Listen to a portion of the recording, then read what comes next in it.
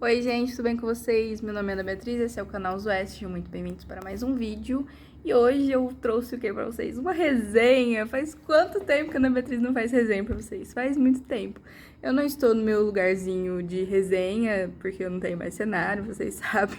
Tá tudo reformando, então assim, tô aqui sentado no meu quintal mesmo, onde eu tô gravando a maior parte dos meus vídeos, né?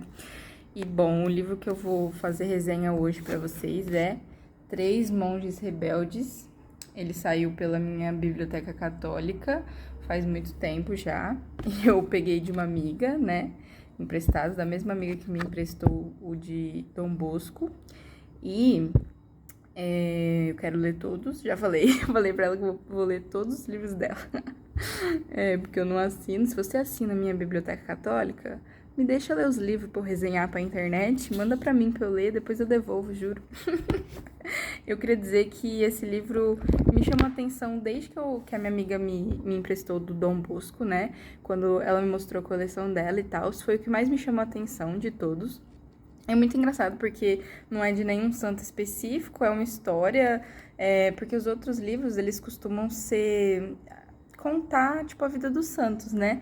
E esse não, esse é uma história mesmo, uma narrativa de como surgiu uma determinada ordem dentro da igreja, né? Mas é uma história mesmo, tipo, parece ficção, assim, é escrito de um jeito de ficção. Isso foi a primeira coisa que me chamou a atenção no livro. Mas logo de cara, quando eu vi ele me impactou. Eu não sei se é porque é das minhas cores preferidas, que é azul e laranja. Mas, e também porque tem a palavra rebelde, que eu me identifico muito, que eu sou uma pessoa muito rebelde na vida. E eu sei que eu amei. Olha que lindo ele é por dentro. Ele é todo laranja e tem uns marcadores muito bonitos, que inclusive caíram no chão. Vou pegar agora. Peguei. É esse marcador que veio. É muito lindo. É muito caprichoso, né? Minha biblioteca católica. Meu Deus. Um dia eu vou ter dinheiro pra assinar. Enfim.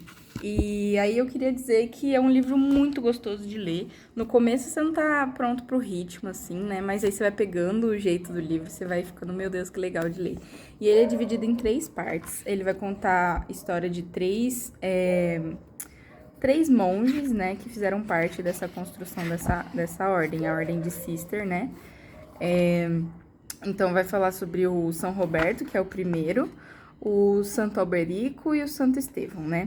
E aí, na parte do São Roberto, eu gostei muito, foi a minha preferida. Eu queria contar pra vocês uma história, né? Então, como é que funciona? A gente começa o livro com o São Roberto decidindo que ele quer servir a Deus, que ele quer se entregar pra igreja, né? Que ele quer ser monge. E aí a gente percebe que ele tem, assim, um ideal muito forte dentro dele, que é o que define muito ele, assim, o livro todo, ele tá pautado nesse ideal. E eu me identifiquei muito com esse cara, porque eu sou uma pessoa, assim, que eu sou muito intensa, eu tenho meus próprios ideais, sabe? E é muito forte isso na minha história. E ele era muito teimoso pra conseguir isso. Ele queria seguir aquilo que ele tinha no coração, porque aquilo queimava por ele. Ele queimava por aquilo, né?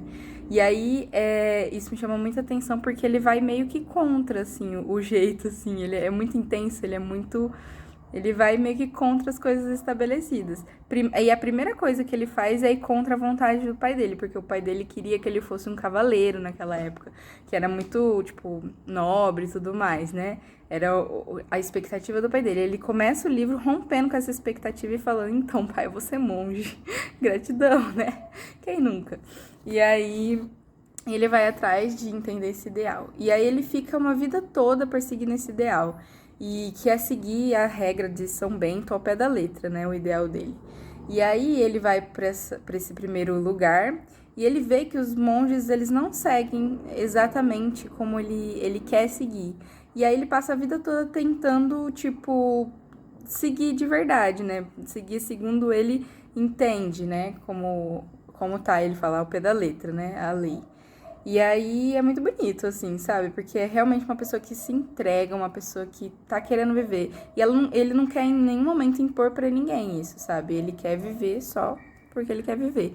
E aí ele vai passando por vários momentos, assim, ele vira abade, que é um cargo grande dentro lá que é o chefe lá dos monges. Ele tenta implantar as regras dele lá na primeira casa dos monges, não dá certo. Ele vai e viaja para outro lugar, não dá certo também de implantar lá. E ele vai vivendo um monte de coisa. E assim, cada capítulo tem uma reflexão muito profunda, assim. E são reflexões muito. Eu lembro, eu li um capítulo por dia, né, do livro, fui degustando ele. E eu sentia muito impacto, assim, eu rezava enquanto eu lia, né? É muito gostoso ler esses livros por causa disso. Porque se você vai lendo devagarzinho, você vai rezando junto com ele, né? E aí. E era, tipo, tinha muito essas questões, né? E um desses fatos que mais me chama a atenção na vida do São Roberto foi. Aí tem uma hora lá que finalmente dá certo, que ele consegue montar um negócio com uma galera lá. Ele fala: gente, não deu certo um monte de vez, então agora vai dar certo. E aí ele começa a viver na super pobreza, né? Naquela realidade da super pobreza e tal. E. E aí ele vai. E aí ele recebe um bispo, né? Porque começam. É uma loucura viver o que ele tá vivendo, o que ele se propõe a viver, né? E ele se propõe a viver e vem uma galera com ele, né? Uns 12 monges, uns 13 monges também. E eles vão viver nesse lugar específico para viver a pobreza, para viver o trabalho manual, que é o que manda a regra de São Bento, né? E aí eles recebem um bispo, e esse bispo me lembra muito aquela palavra de Salomão, eu acho. Vixe, a minha mãe chegou. Talvez eu vou ter que parar o vídeo aqui, mas já volto. Mas me lembra aquela palavra de Salomão, que... Não sei se é Salomão ou Davi, que recebe a rainha de Sabá, que ela quer, na verdade, sei lá, meio que contrapor, assim, ele, sabe? Voltei aos ossos do ofício. Então, eu tava falando da palavra, né, de Davi ou de Salomão, que eu não lembro, acho que é Salomão, que ele recebe a rainha de Sabá, né? E aí a rainha de Sabá, na verdade, ela tá querendo meio que sondar o que tá acontecendo ali, né? E aí, quando ela entra em contato com Salomão, é Salomão, porque é sabedoria. Ela fica encantada com a sabedoria de Salomão e ela, tipo, volta constrangida para casa e convertida, né? E a mesma coisa acontece com o bispo que vai visitar essa comunidade do Roberto. E só que é legal porque ele tem uma experiência lá de pobreza, sabe? Em relação à alimentação, né? Eu não vou contar o que para vocês irem ler o livro, mas é muito forte, achei muito legal. E aí, Roberto, ele falece. Ah, antes disso, tem uma coisa que me chamou muita atenção também, é que antes do Roberto ele começar a tentar implantar as ideias dele, né, ele tenta muito se adequar ao mosteiro que ele tá vivendo, só que ele não consegue se adequar, isso me chama muita atenção. E ele tá sempre conversando, estudando e se envolvendo com um amigo dele, o Mauro, que é um outro padre, né? E ele tá sempre debatendo e tal. E eu me identifico muito com ele, sabe? E aí chega um ponto que o ideal dele é tão grande que ele simplesmente não consegue continuar ali. E ele tem que, tipo, viver do jeito que ele acredita, sabe? Ele não pode simplesmente deixar. No livro fala muito dessa chama que se apaga. Ele não pode deixar essa chama se apagar, porque é o ideal dele, né? Aí tá, ele falece, todos eles vão falecer, isso não é spoiler, porque, né, é uma vida entregue e um tem que gerar o outro. Aí, quem assume o lugar dele é o Santo Alberico, né? E me chama muita atenção no Santo Alberico, os dois que assumem os lugares, né, do Roberto, são dois que vieram com ele, assim, para montar essa sede, esse lugar, né? Essa comunidade que quiseram, que se encantaram com o jeito dele pensar e que foram uma das pessoas que foram com ele. E o Santo Alberico, o que mais me chama atenção, e do Roberto também, é que ele é sempre alegre, ele me lembra muito Dom Bosco, né? E ele faz as coisas de um jeito muito simples, assim, sabe? Ele tá sempre... Isso é sempre contestado na parte dele, porque mostra várias dificuldades que ele tem, mas ele é muito simples pra resolver as coisas, né? As coisas que ele propõe.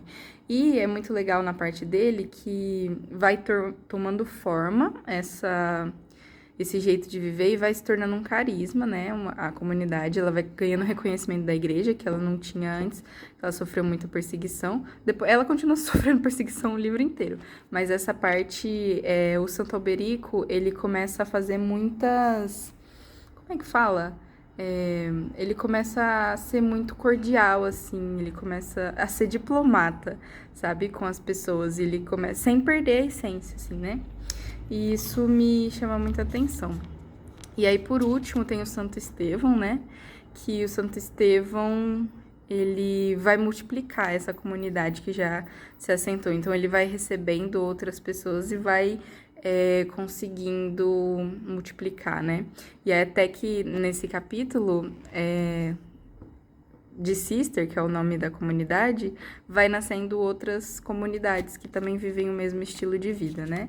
Eu achei muito bonito isso, e o que mais me chama a atenção nessa última parte é um episódio com um menininho que chama Bernardo, que desde os 12 anos, ele chegou com 12 anos e ele tinha um sonho, assim, meio que remete muito ao Roberto, sabe? Parece que a gente termina o livro com o Roberto também, que a gente tinha começado, né? E esse menino é muito forte, assim, o chamado dele, ele se destaca entre os outros, e tem uma parte que ele precisa se afastar não. O amigo dele é mandado para uma sede e ele fica na outra. E é uma escolha muito dolorosa, assim, sabe? E aí é muito bonito porque faz a gente pensar o quanto que a gente pode transformar as questões que são dolorosas pra gente em adoração, em entrega, e o quanto que isso é bonito, assim, sabe? Quanto que isso lapida no amor, né? E aí é isso, e aí eles vão vivendo, eles são reconhecidos pela igreja e tudo mais. E é um livro muito, muito lindo, assim, sabe? Tipo, eu gostei muito de ler, ele é muito envolvente, que nem eu falei, tipo, o jeito que é contado, quando você vê, você tá muito envolvida. Realmente é uma história, não são fatos da vida de um santo, né? É uma história que você vai se envolvendo. E é isso, gente. Eu gostei muito, assim, eu dou 5 estrelinhas de 5 estrelinhas. Eu gostei muito da capa também, porque tem as 3 mãozinhas, né, segurando uma mesma lança. Eu acho que isso fala muito do que o livro mostra. E, enfim, gostei muito. Tô muito ansiosa pro próximo livro da minha biblioteca católica. Então, se você gostou dessa resenha, se você já leu esse livro, o que você achou dos pontos que eu ressaltei? Se você ainda não leu, se você ficou com vontade de ler. E se você gostou do vídeo, que parte mais chamou a atenção, você comenta, você curte, compartilha com alguém que você acha que vai curtir e gostar de ouvir essa resenha, tá bom? Beleza? Beijos, a gente se vê no próximo vídeo.